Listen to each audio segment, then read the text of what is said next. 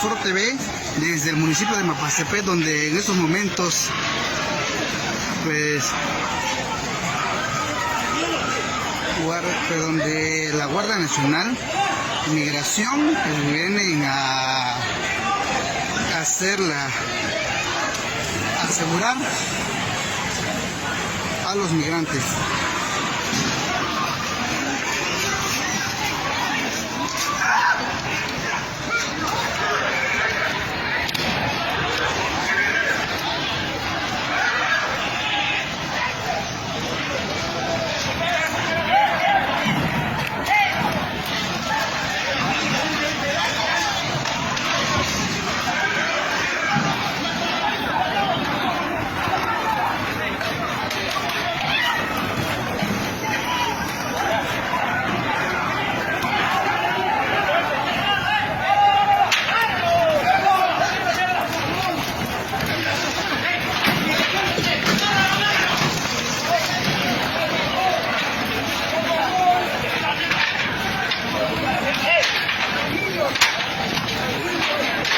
Cuidado, cuidado.